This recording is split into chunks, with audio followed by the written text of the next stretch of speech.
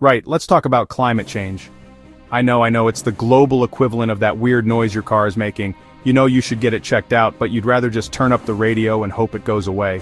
But here's the thing, you can't turn up the radio on a planet. Climate change isn't some abstract, far-off problem for polar bears with impeccable balancing skills. It's about the air you breathe, the food you eat, whether your coastal city will eventually become an impromptu aquarium. It's about more intense hurricanes, more biblical-scale wildfires, and heat waves so punishing, they make you nostalgic for the gentle warmth of a freshly microwaved Hot Pocket. This isn't a maybe situation, it's a happening right now situation, which is frankly terrifying. The science is, and I cannot stress this enough, settled. It's more settled than the dust on the British Crown jewels. We pump greenhouse gases like carbon dioxide into the atmosphere, they trap heat, and the planet gets warmer. Simple. It's like putting on a parka in July. You're going to get uncomfortably hot and everyone will think you're an idiot. Before the giant sentient orange cloud descended upon Washington, the United States was, believe it or not, starting to act like a responsible adult on climate change. It was a slow, creaky process, like a grandpa getting up from a very comfortable chair, but it was happening. The Obama administration, after a few false starts, began using its executive power to get things done. The centerpiece of this effort was the Clean Power Plan, a landmark regulation from the Environmental Protection Agency. Its goal was to cut carbon emissions from power plants, which are basically the biggest smokestacks of America's industrial bad habits. It was a big, complicated deal, but it sent a clear signal. The United States was finally ready to clean up its act. On top of domestic policy, the United States re-engaged with the world. This wasn't just about showing up to international meetings for the free croissants, it was about using American influence to broker a global deal. Years of careful diplomacy, backroom negotiations, and probably a lot of very strong coffee culminated in the 2015 Paris Agreement. This was a historic moment. The Trump presidency began, and the climate policy rollback started almost immediately. It wasn't a slow burn, it was a fire sale where everything had to go. In March 2017, just 2 months into his term, Trump signed an executive order directing the EPA to begin the long, wheezing process of dismantling the Clean Power Plan. This wasn't just a policy change. He stood flanked by coal miners. On June 1, 2017, in a ceremony in the White House Rose Garden that had all the cheerful ambiance of a public execution, Trump announced his intention to withdraw the United States from the Paris Agreement.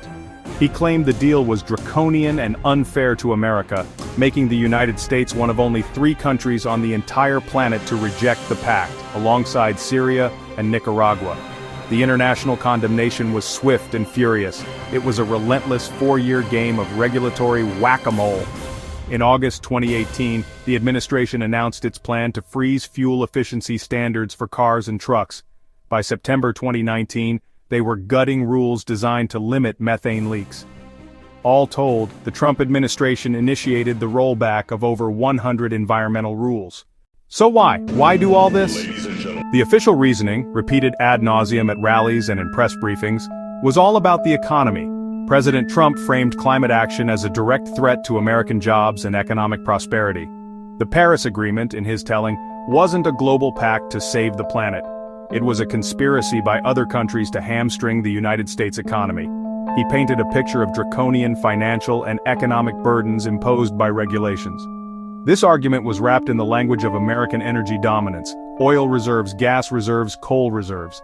Trump spoke glowingly of beautiful, clean coal, a phrase that is scientifically nonsensical.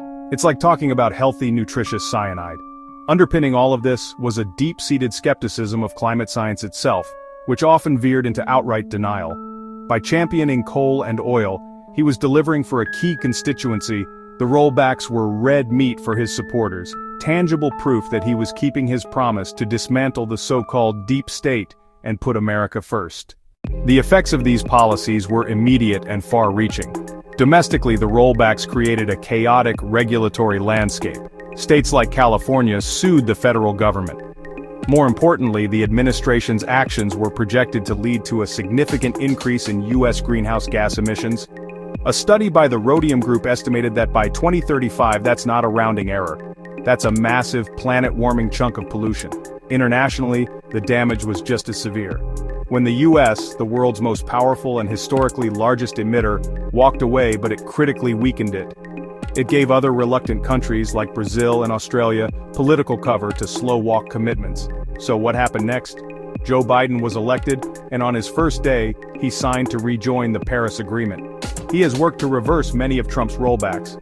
But the 4 years of the Trump administration left a deep scar. They cost the world precious time in the fight against climate change, time we simply did not have. And that, frankly, is a terrifying thought. Ending the video. Wow. Those were 5 amazing facts about the USA. Which fact surprised you the most? Comment below and don't forget to like, subscribe.